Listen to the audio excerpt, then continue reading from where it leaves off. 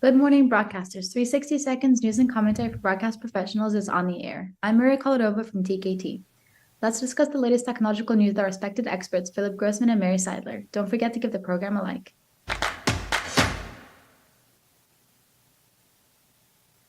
Dejero is set to introduce the EnGo 3S at IBC this year. This new mobile transmitter will feature 12G SDI and HDMI connectors, potentially simplifying 4K UHD transmissions with a single cable. Additionally, it's expected to support native 5G and offer a gateway mode for enhanced broadband connectivity in the field. So, Philip, tell me about this. So it's interesting to see more and more of the bonded cellular and in general any compression tech adding 4K capability. Part of it stemmed from that wider distribution or adoption, I should say, of the 5G spectrum, which makes it a lot easier.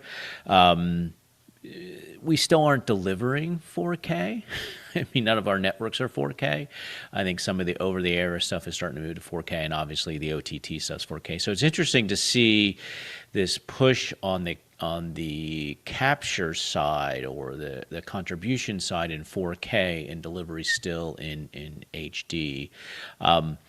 But I think that the more that this happens, the more that we've simplified the model to capture the stuff in HD, transmit in HD, in 4K, we'll eventually see the broadcasters go to 4K. And obviously OTT, that's one of the ways in which they differentiate themselves. So it's exciting to see. We'll see where it goes from here. And Mary, what about you?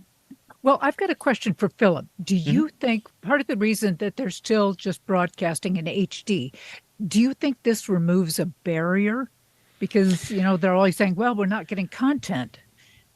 No. Then the reality is, this is my own personal opinion, is that for every HD channel, if you want to go UHD, you have to get rid of 2 HD channels on your network. And we are sort of constrained in the distribution side, especially on the cable side and satellite side. Now, as soon as those constraints go away or get reduced, i.e. we go all IP, when Comcast and Charter and everybody goes IP, you'll open up a lot of bandwidth. Of course, they're reselling that bandwidth as data because it's margins 4 or 5 times what it is on the cable TV side.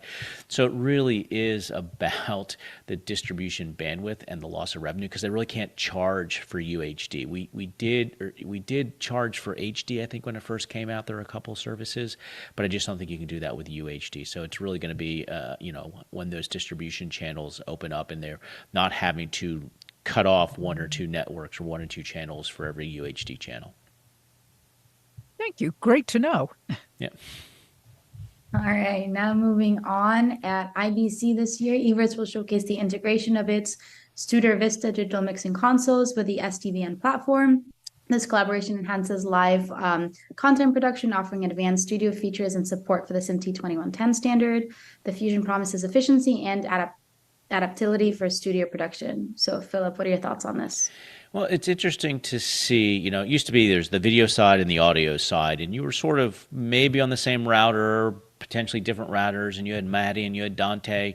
And now with IP, you get this convergence, and it's making it easier. And now we're seeing those broadcast control systems like the Evertz, I don't want to say that audio is the second-class citizen, but it was always treated separate, now being treated as one integrated element. So I think it's going to, and a lot of this I think also comes from ISO 4 and ISO 5 becoming that standard and making it easier to do these integrations.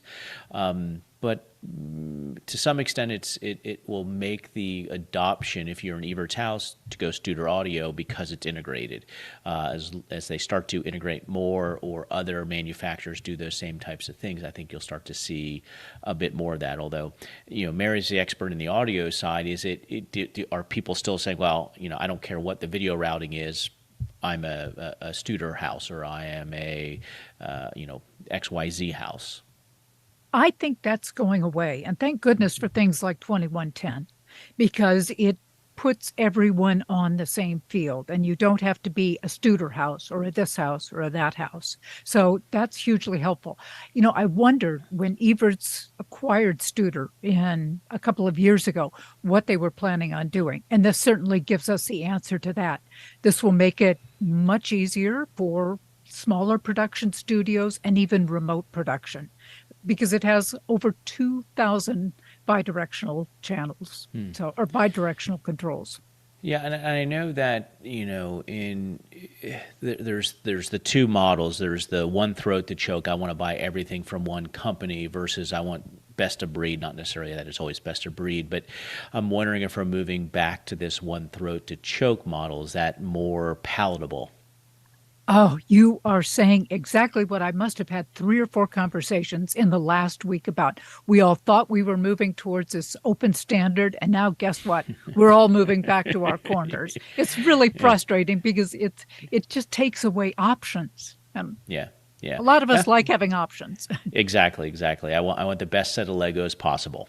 Exactly. Yep. All right, well, that's all the time we have today. And many thanks to our experts, Philip and Mary. And don't forget to comment on the news that we've discussed. See you next Monday at the same time. Goodbye. Bye-bye.